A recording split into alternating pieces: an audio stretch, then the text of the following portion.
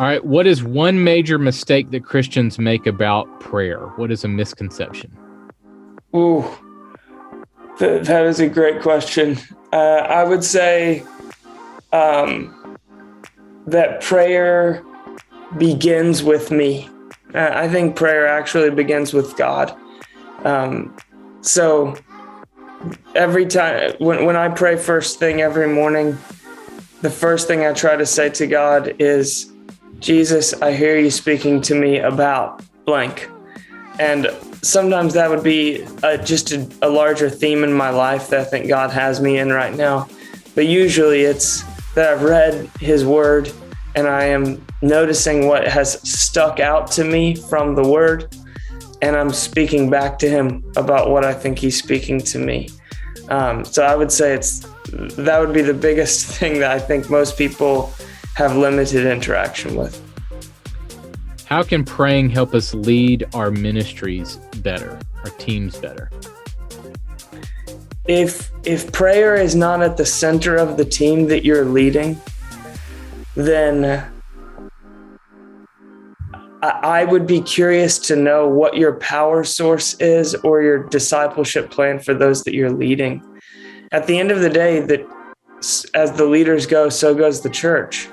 And we can only take people as far as we've gone.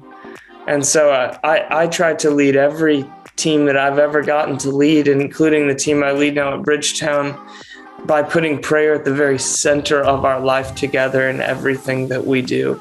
So if you are not helping those within your team deepen their intimacy with God and reliance on him to bring about his kingdom in the world, then I don't know how you are leading them further in their own journey of discipleship, and therefore I don't know how you can take your congregation further. As the leaders go, so goes the church. So I think my primary response to the question would be, how on earth could you lead a team at a local church without putting prayer at the very center of it? Yeah. What regrets do you have as a pastor? What is something that you wish you would have done different that you could encourage younger folks coming into ministry? Yeah, I mean, just to be somewhat vulnerable, I'm a 3 on the Enneagram, if you speak that language.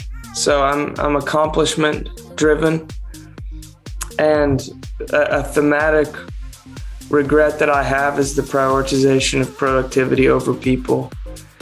And I would just say, at the end of the day, the greatest gift of this thing is the people that you get to lead with, and the way that you love them and are loved by them along the way. It seems like Jesus did that so well with the 12.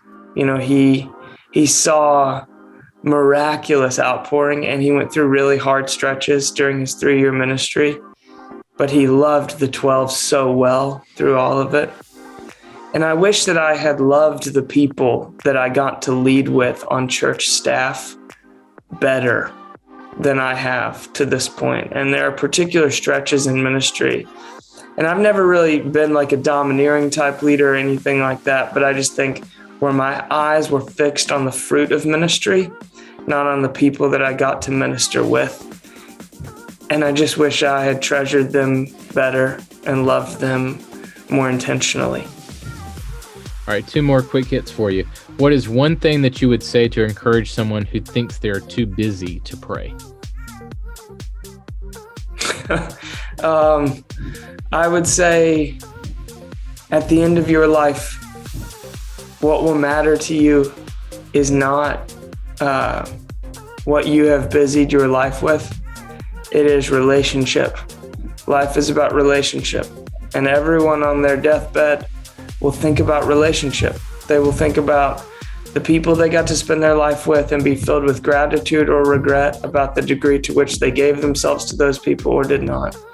And the most important relationship you will ever hold is your relationship with Jesus.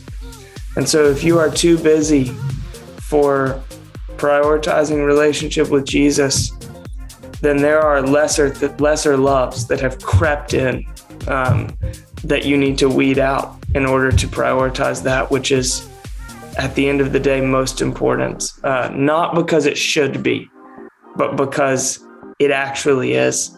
and you will find that out in gratitude or regret as your days draw to an end. Great. All right, last one. Why are you still a pastor? What keeps you going in ministry? I believe that the local church is the hope of the world. I believe that Jesus is redeeming all of creation.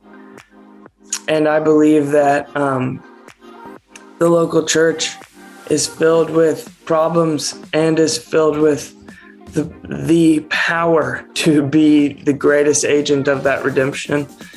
And so I can't imagine giving my life to anything else. So that keeps me going. And I've been through some really hard and disappointing stretches of ministry, but whatever hand I get dealt going forward, I'll give the rest of my life to the local church because Jesus gave his whole life for the local church. So I'm going down with this ship if that's where we're going. Yeah, awesome. The book is called Praying Like Monks, Living Like Fools. It's available now. Great book, man. You did such a good job with this. Tell us how people can get the book and keep up with you. Yeah, I've got a website, tylerstaton.com. I'm on Instagram at Tyler C. Staton. You can track along with our church at bridgetown.church. You can get the book anywhere books are sold. Awesome. Well, man, thank you so much for your time. This has been awesome. Yeah, thank you, Carl. I appreciate your time as well, brother.